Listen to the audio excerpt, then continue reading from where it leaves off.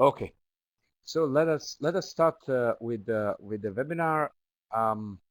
Thank you all for joining, and once again, it seems like technology is really um, making quite some problems. In when we are talking about the internet, walking the talk is an important part, but we have to be aware of the limits of the technology. Last week, we tried to connect from Istanbul directly from the IGF to do the webinar over there. We had another type of the problem there, and that seems like to being quite an issue with most of the previous internet governance forums, and it was the internet connection. This is quite a weird situation that we have one of the biggest and most important internet governance events in the world, which usually faces problems with internet connection simply because more than 2,000 participants use several gadget devices and the wireless gets saturated. I know that the organizing committee of IGF is working on that, so we hope next year in Brazil it will be better. Okay, let's start today. Again, apologies for the delay. Today's Geneva briefing on internet governance is focused entirely on the Internet Governance Forum. And what we want to do is to run quickly through what were the major developments at the Internet Governance Forum last week in Istanbul.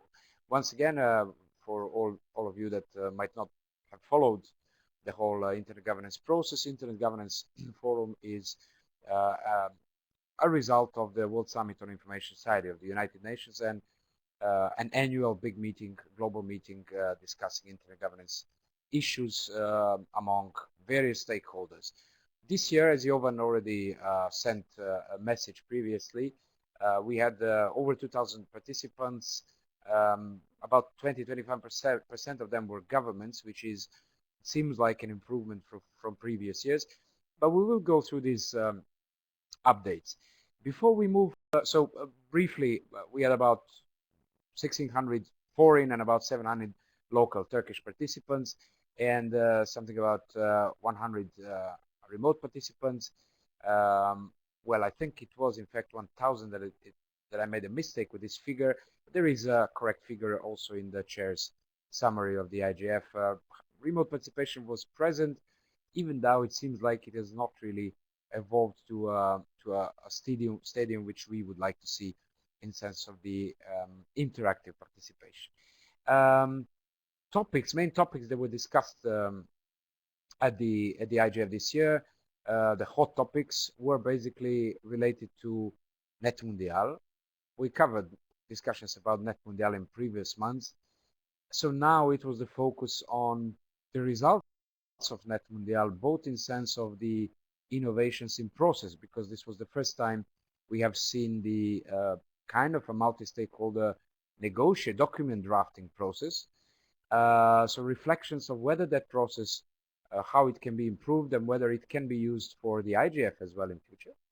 And then the second thing about Net Mundial initiative, which emerged within the World Economic Forum after the IGF, and we have seen the first kind of inauguration event at the end of August in Geneva. We focused on that a little bit within the recent blog on the Diplo's website, where we covered the developments from June and July and August. So feel free to get back to the blog to see more about that Mundial initiative. And then discussions about the IANA transition and ICANN accountability, which seems like being present at almost every important internet governance related event around the world. Net neutrality was particularly a hot topic this year as well, as there was no agreement on net neutrality principles at Net Mundial. So Net Mundial, in a way, mandated, if we can say that way, mandated the Internet Governance Forum to follow up on this discussion, and we had a main session on net neutrality. We'll get a little bit later more into details on that. The main developments when it comes to the IGF in sense of political developments were repeated calls for the extended mandate of the Internet Governance Forum. We have seen that by the group of civil society organizations We have seen it, or we have heard it a number of times during taking stocks um, and even opening and closing speeches at the Internet Governance Forum. The multi-stakeholder advisory group has been very supportive of requesting for the extended mandate of the IGF.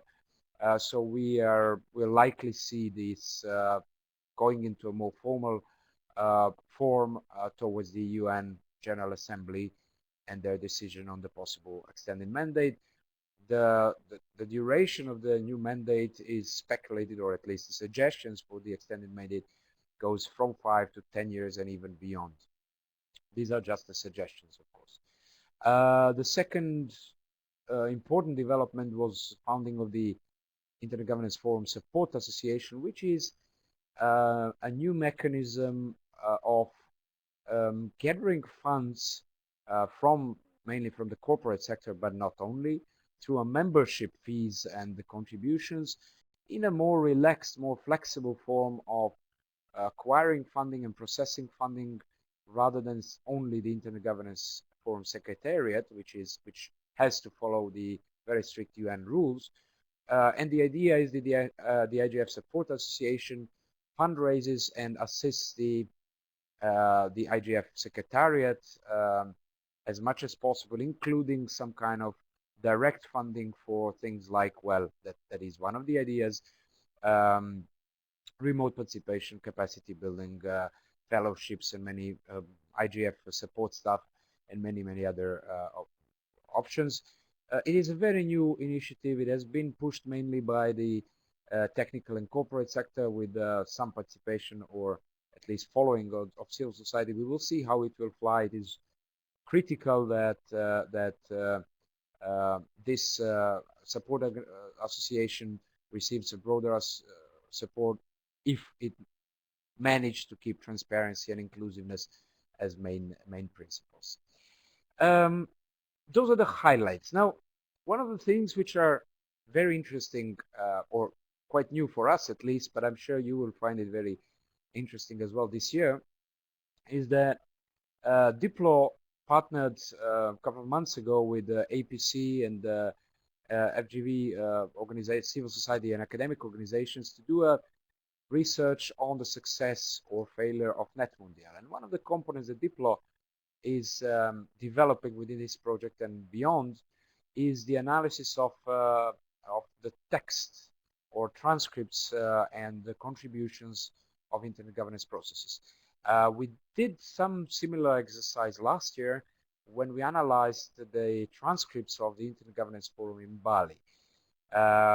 This time we tried to do a live coverage of text analysis of Internet governance debates at the IGF. And here is basically what were the findings that we recognize in a way. One thing this is the word cloud that you can see, and I'm sure many of you are familiar with that, which represents in a way the frequency of appearance of certain words in the corpus of transcripts at the Internet Governance Forum. And of course, Internet is one of the major words, but we also see people as one of the most prominent words being mentioned at the IGF. This is a little bit of a change from the previous years, even though we'll have to dive more into that to really compare, because in the recent years we might have been witnessing more the appearance of users and even consumers to some extent, but users were the word that was used in the past more frequently. Now we see that people is something that really jumps up and is becoming more prominent than even citizens or users. Then if we go through the words one by one, of course, the most visible words or the most frequent words, we can see that we also have I'm just checking if we can have Jovan on voice also. Let's see if we can bring Jovan, because he has been following this discussion closely. just see if we can put Jovan on the microphone, so to speak.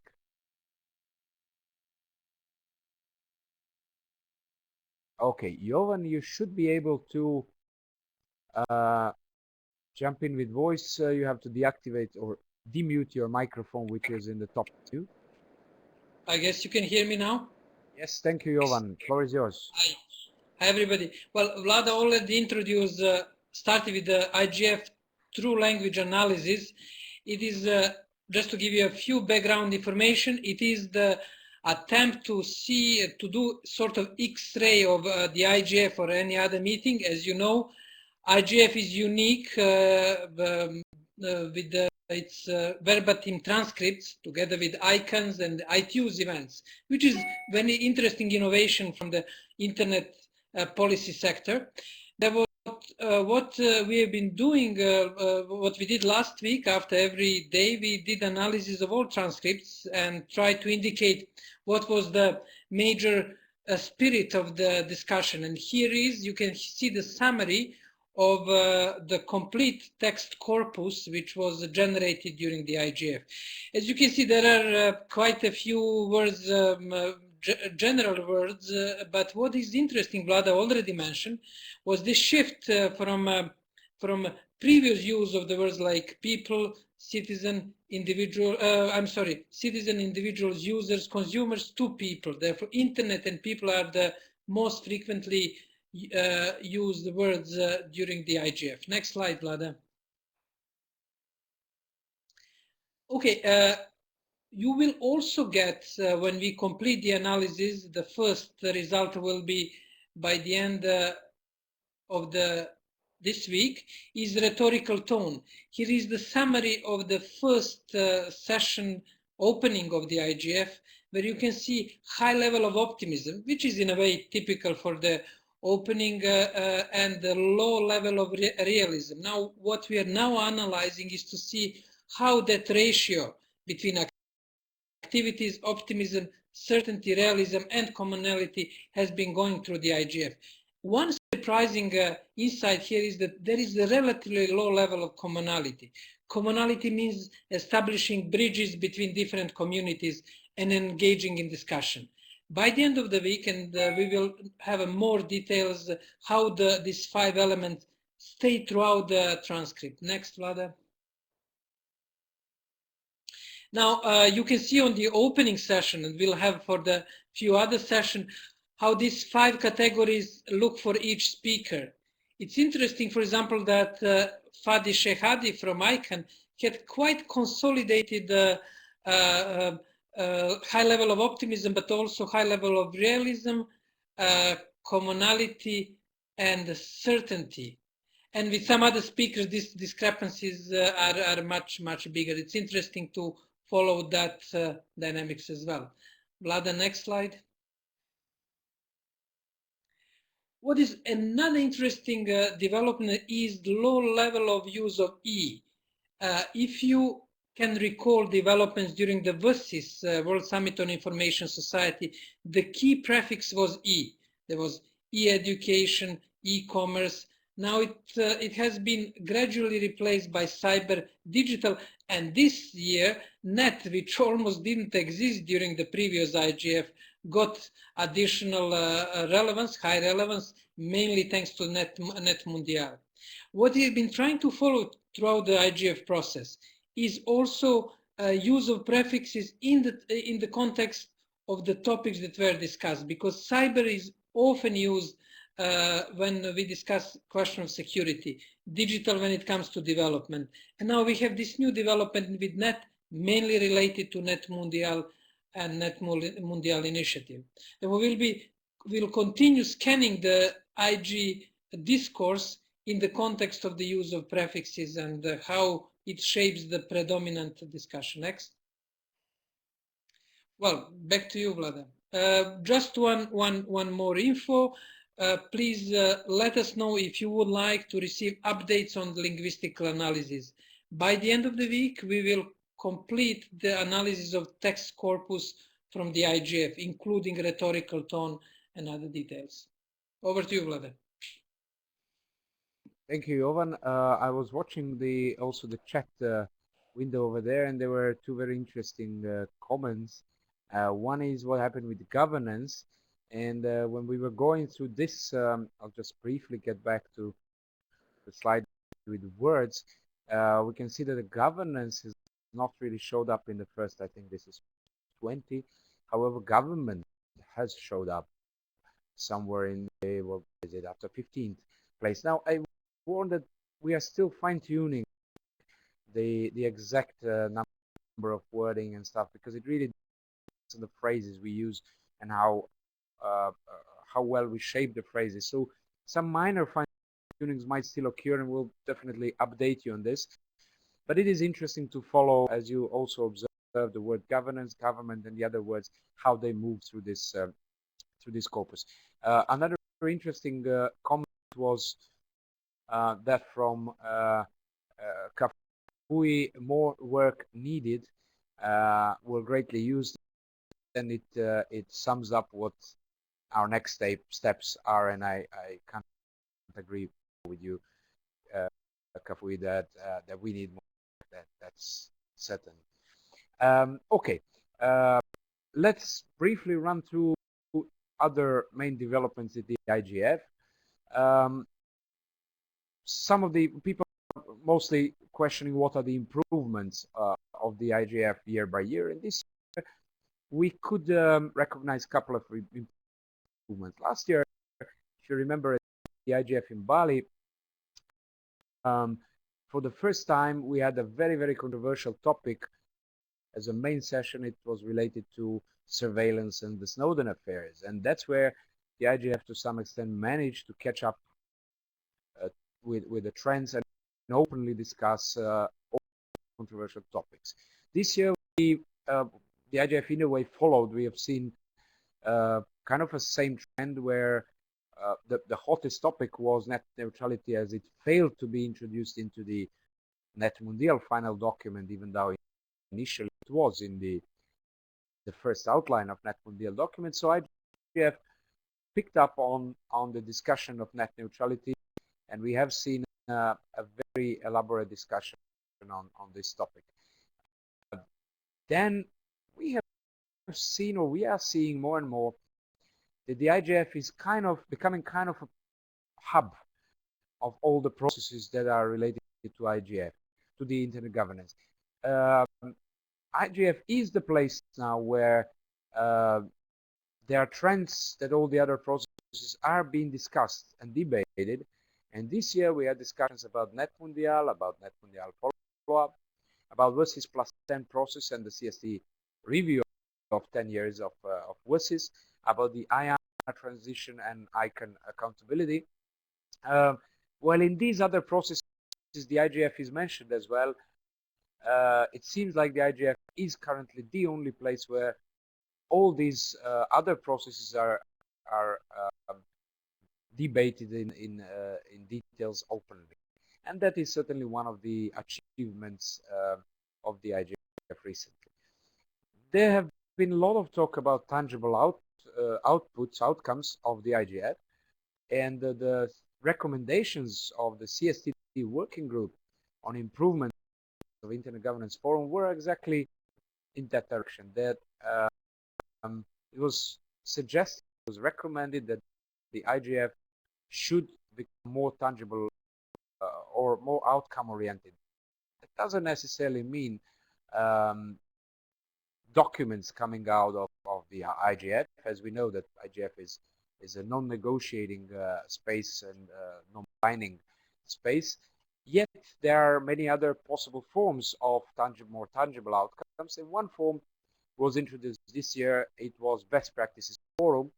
There were a number of discussions about best practices, national, regional best practices, about topics, child protection, the initiation of the computer emergency response teams and response to cyber attacks, the development of the local content and the environment that is needed for development of local content and local services, the multi-stakeholder mechanisms, especially on the national and regional levels, so the experiences and examples of successful multi-stakeholder mechanisms, and spam as a long-lasting discussion, years of discussions about spam now turning into a more practical level.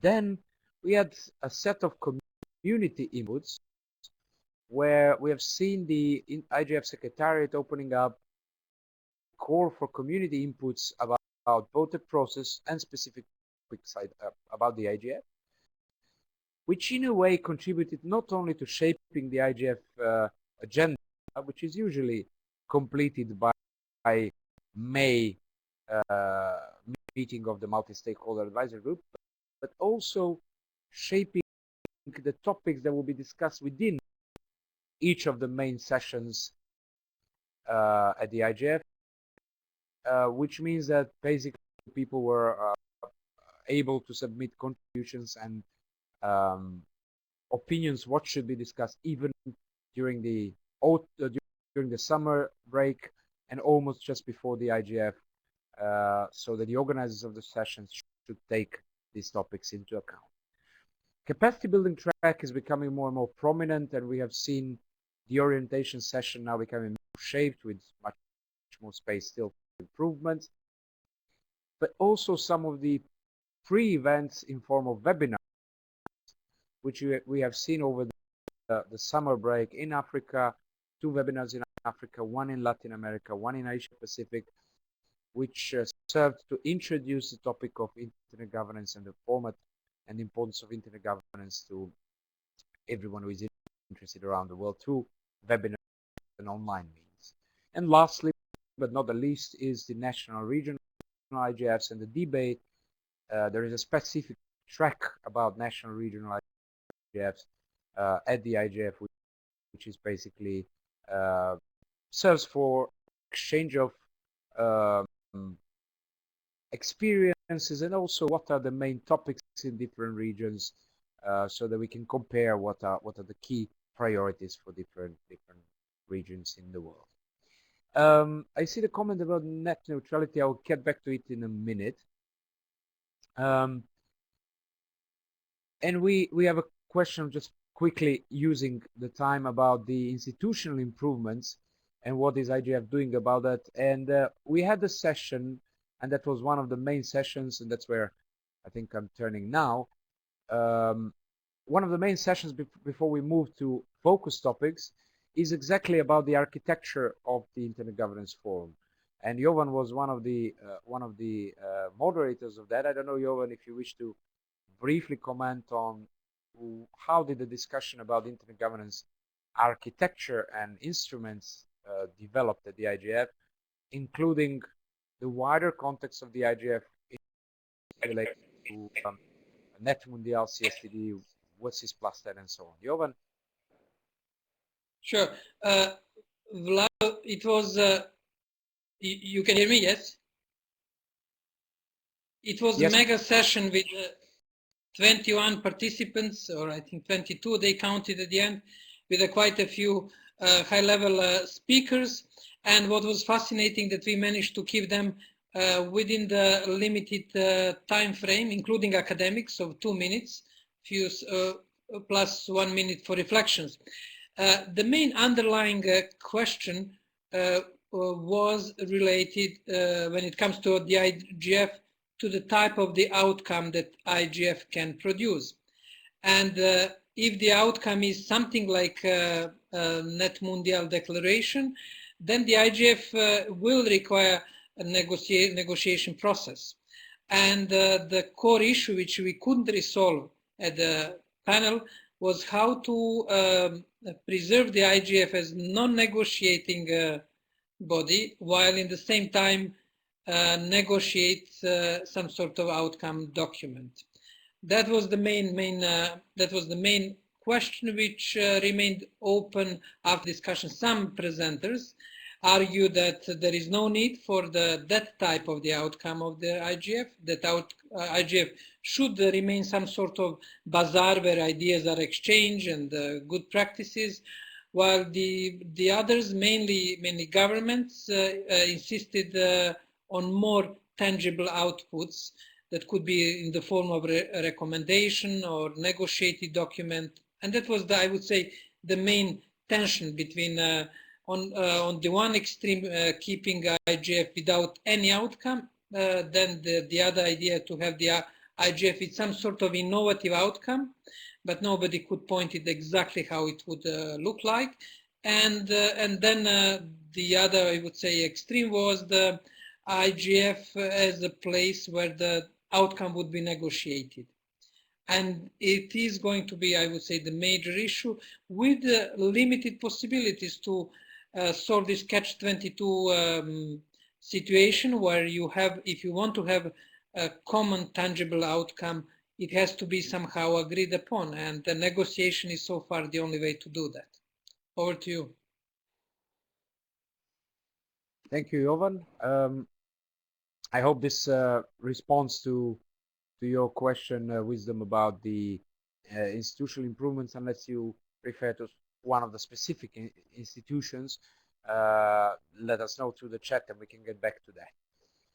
Briefly focus on main topics. The human rights was very high on the agenda, with almost 50 workshops which were related in some way to human rights. And we had the focus basically on privacy and data protection to a large extent. Out of this human rights track, so to speak, we ended up with a message mostly by civil society and involved stakeholders, a message that should go to the Human Rights Council, which has a session later, I think this year. And we had also an initiative for best practice forum, so one additional best practice forum on privacy and data protection in future, which we might see developing within the IGF. There was also a launch of the African Declaration of Internet Rights and Freedoms. It was started last year at the African IGF in Nairobi, I think. It is mainly an initiative of a large number of civil society organizations and is being shaped towards presenting it to the to the Ministers' Conference of the African Union at some point and trying to steer the discussions in Africa. The other hot topic, as we mentioned, was net neutrality. Why it was hot? Net neutrality is, of course, new, nor is human rights. And it has been over a decade of discussions about net neutrality. But what is new about it is both the recent developments in US and in Europe. In US, with the discussions of the Federal Communication Commission about the possible new rules about net neutrality. And on the other hand, the decision of the European Parliament to bring very specific definition of net neutrality into the new telecom package updates. None of this has been settled on European and US level. Nevertheless, there are other developments around the world, and the impact of the government or regulatory model in US or Europe can have an impact to the other countries, either as a trend or also when it comes to the economic models, and even to some extent the money flow on the internet. So another reason why net neutrality was specifically hot was because it was one of the major goals or one of the major points in the Brazilian national law on internet, Marco Civil, which was approved in just before Net Mundial this year. And Marco Civil in Brazil has a very strong a part with strong clauses on protection of net neutrality as one of the core principles. There was obvious an attempt to have net neutrality anchored or built in the final document of Net Mundial as well.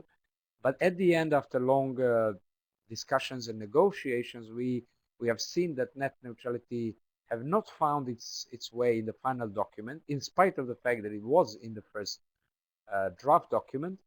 And it was only in the last part of the Net Mundial final document where it was basically suggested for further discussions, especially within the IGF. So in that context, the IGF and the multi-stakeholder advisory group picked up on the final document, Net Mundial, and in a way found itself appointed to further discuss net neutrality on the highest possible level at the IGF, which means the main session. It was a very complex main session. The preparation lasted for 3 months. There were several workshops linked with it as well. And it basically tried to cover the technical aspects and the new emerging aspects of the technical way how internet works in sense of the protocols infrastructure, and one of these being the content delivery network, where content and service providers like Google and Facebook are more and more building infrastructure on their own. So it is not only the telecoms now which play a major role in delivering the content to end users, but also the big Silicon Valley players like Google, Facebook, Netflix, and the others. The other aspect was the economic aspect, definitely and inevitably linked with the technical aspects, and the new forms of treating the content or new offers, one of these being zero rating, which means offering some services like Facebook for free.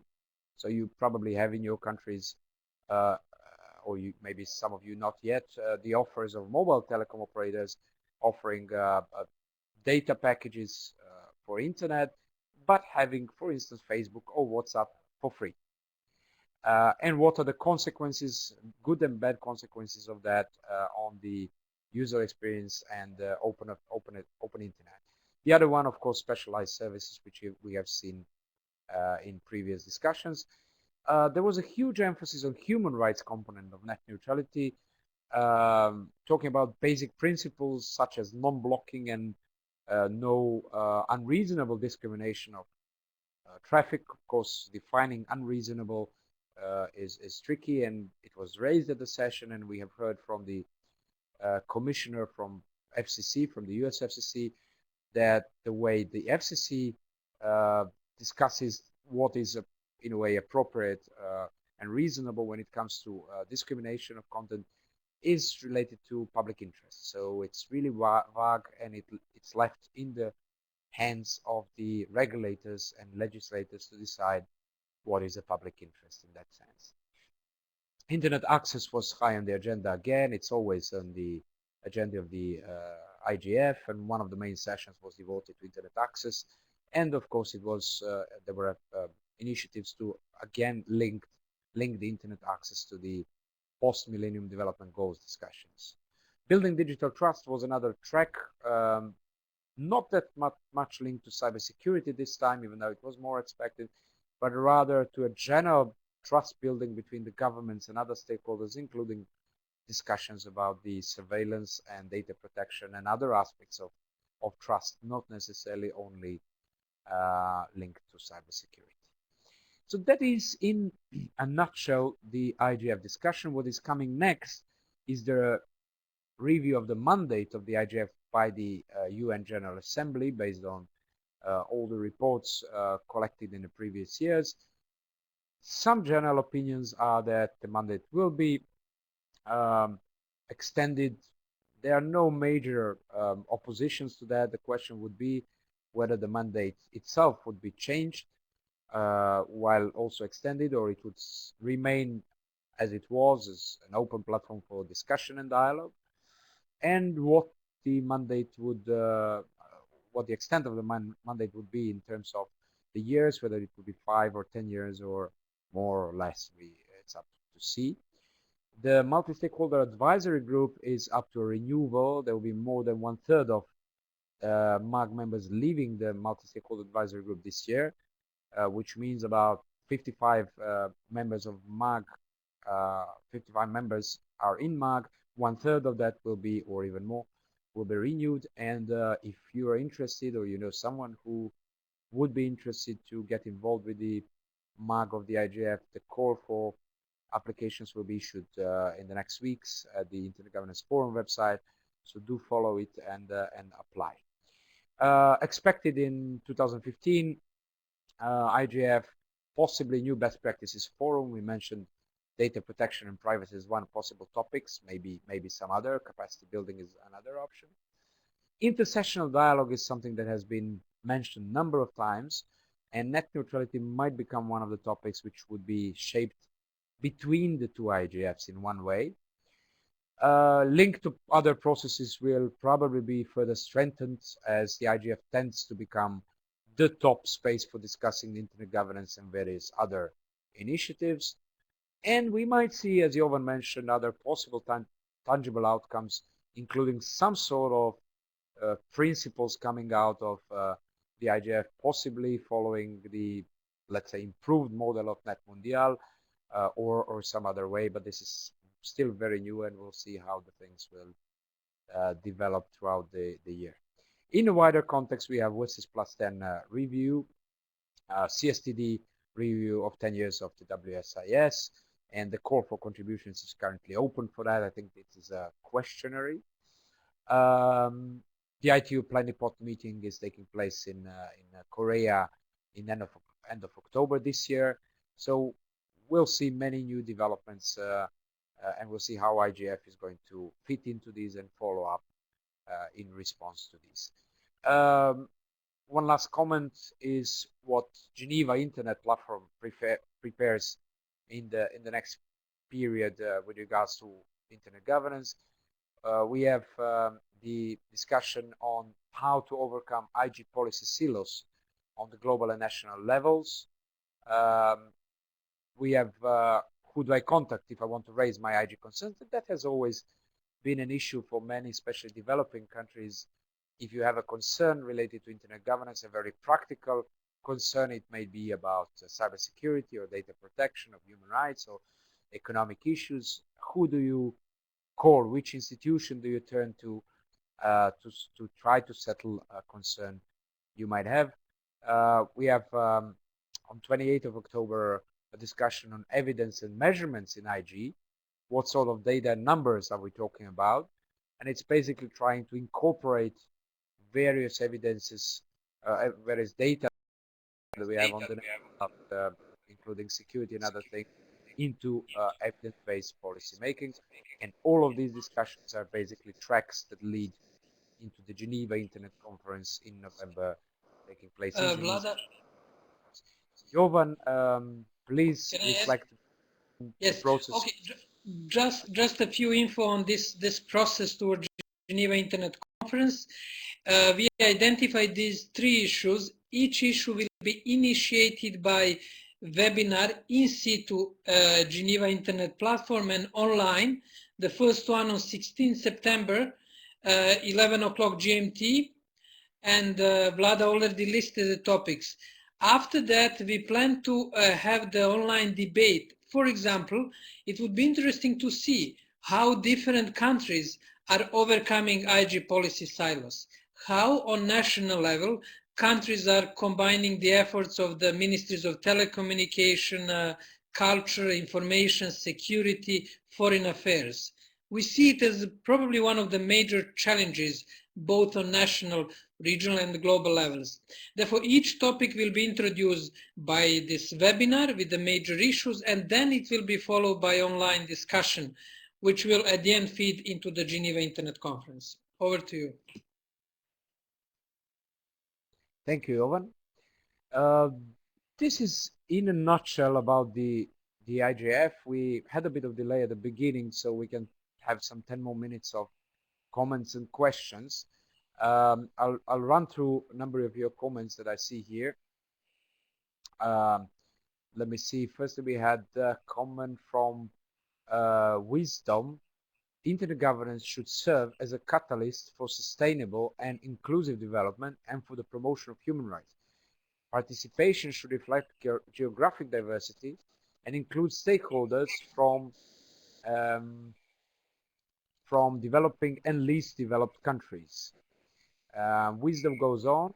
What is IGF doing to always maintain a meaningful participation by all interested parties in internet governance discussions and decision making, with attention to geographic stakeholder and gender balance in order to avoid asymmetries? Typical examples is Madagascar, Togo, Lesotho, and there seems to be virtually blank on the IGF radar.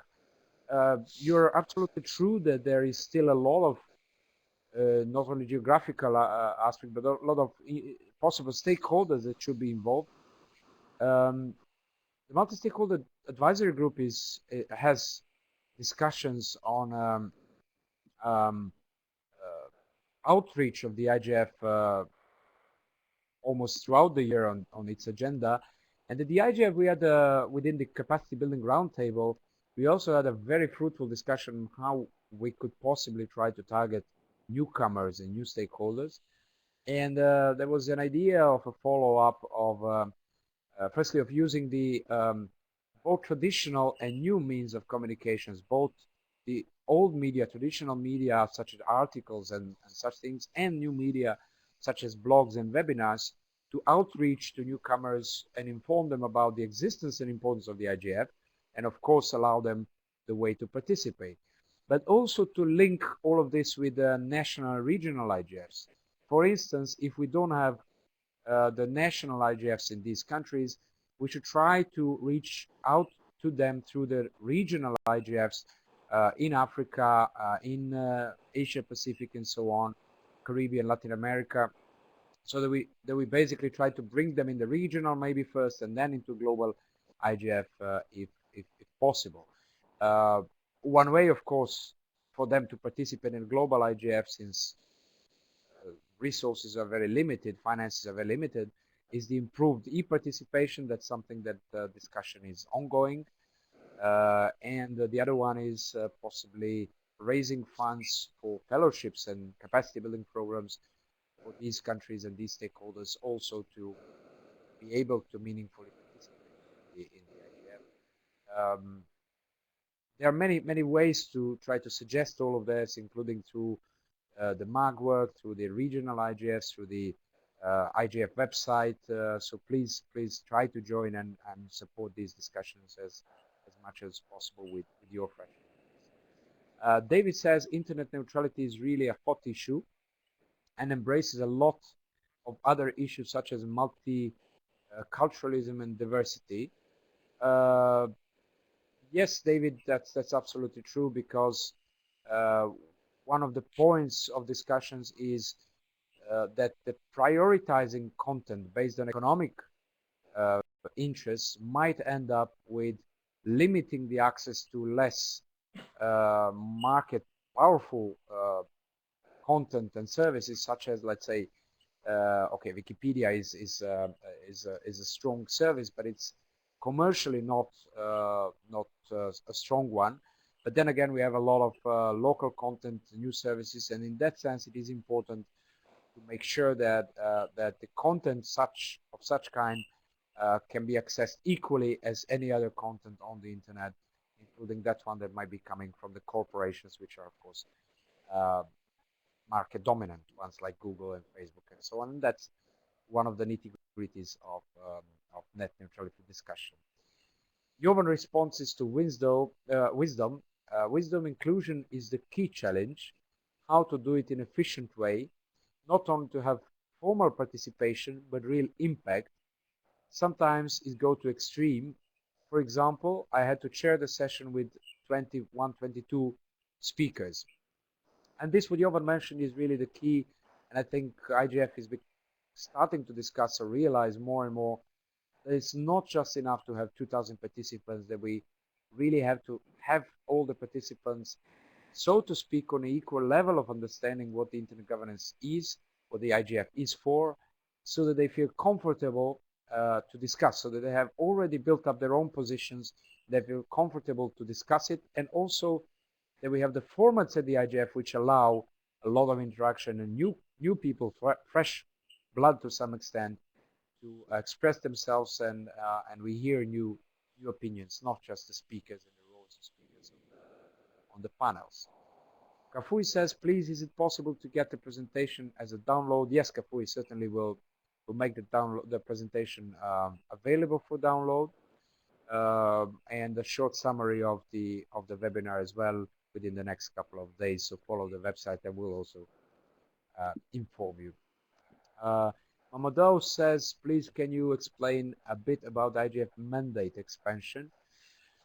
It is currently the time for the review of the IGF duration of the IGF mandate. So not the IGF mandate per se, but whether the IGF is going to be extended, the mandate of the IGF is going to be extended for another 1 year, 3 years, 5 years period, or even more.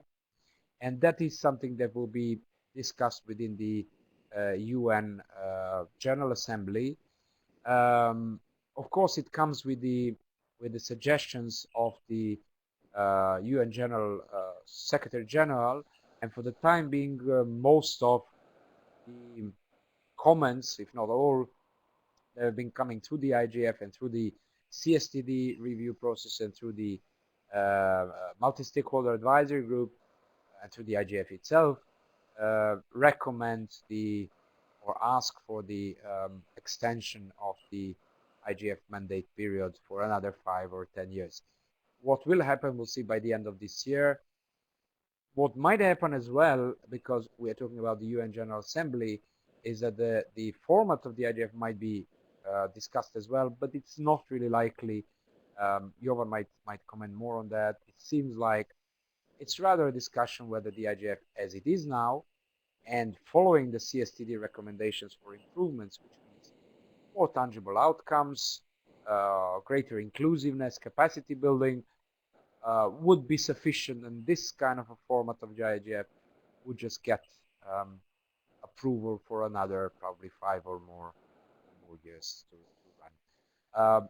What is important to mention is that if this happens, of course, the IGF next year will take place in Brazil in November, in a place which is in northeast. I am not able to pronounce the name, but it is a small resort with the nice beaches. So we will have that, in that sense, repeating of Bali to some extent. Brazil is very involved in the Internet Governance Forum. It has a very precise position, so we can expect probably a high impact of the next IGF in Brazil, possibly with some more tangible outcomes, maybe even in form of policy documents next year, but let's see what will happen. Wisdom says, there is always the problem of access and inequity, especially in developing world. Has any work being done by the IGF in this regard? If yes, what has been done? What is the IGF doing to address that? The IGF inequity in sense of access specifically, and access to physical access, including the connectivity is always on the agenda, and a lot of discussions have been raised about the investments and the new infrastructure.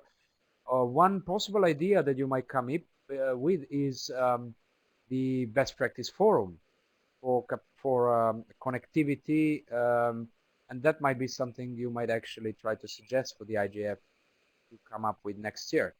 That might be useful as examples of public-private partnerships, investments of private sector, investments of the governments into infrastructure, and so on.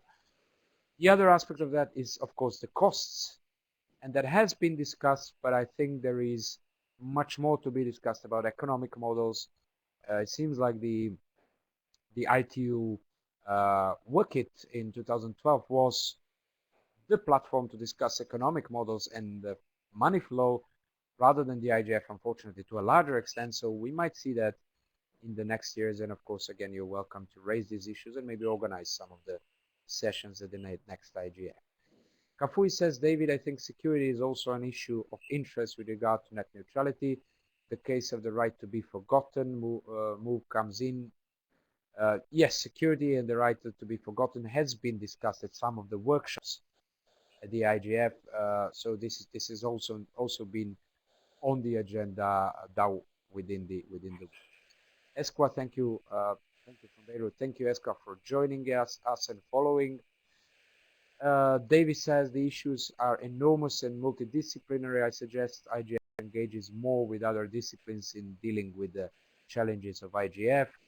David, please feel free to also circulate these opinions within the IGF circles and IGF Secretariat and the multi-stakeholder advisory group. It's really appreciated. Wisdom says there is a need to develop multi-stakeholder mechanism at the national level, owing to the fact that a good portion of internet governance issues should be tackled at this level. National multi-stakeholder mechanism should serve as a link between local discussions and regional and global instances.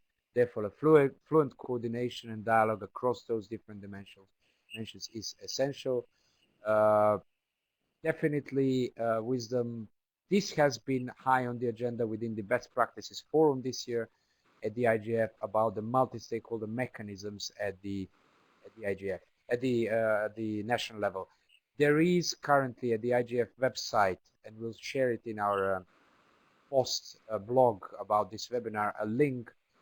There is a call for comments about the best practices discussions at the IGF.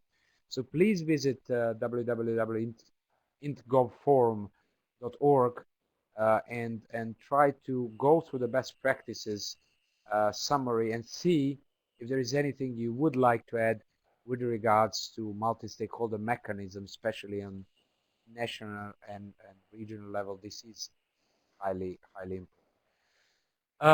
Time to finish the webinar. Jovan, any final comment from your side before we close?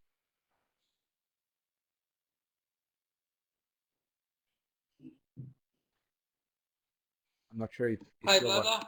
Okay, yes, Jovan. Hi, Vlada. Hello? Go ahead, Jovan. Good.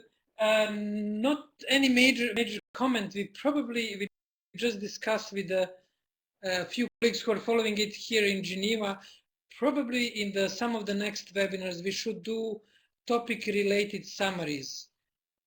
You mentioned net neutrality, but there is a question of data protection and human rights, privacy, freedom of expression. Therefore, we should provide, and we'll work on it, topic-related summaries. What has been the major development when it comes to specific topics that were discussed in Istanbul, but also that have been discussed in various IG meetings. Over to you. Thank you, Jovan. This is a good suggestion. Reminder for all of you that the beginning of first Tuesday of October, again, we will have the next Geneva briefings on internet governance, where we will reflect briefly on the IGF, but not only. Now we'll follow what happened in September after the IGF, i.e. what is going to happen in September after the IGF, but also then we will look into what is coming in October. One of the important things will certainly be the ITU Plenipot meeting in Korea, and we'll look into other internet governance development in September and October. So join us in October again. In the meantime, we will provide the link to a PowerPoint presentation as well as a brief summary of this webinar in the next days on the IGF, on the Diplo's and Geneva Internet Platform websites.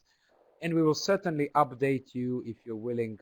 Let us know about all the future developments of Geneva Internet Platform, including such webinars on thematic areas as we may do and other events that we will organize.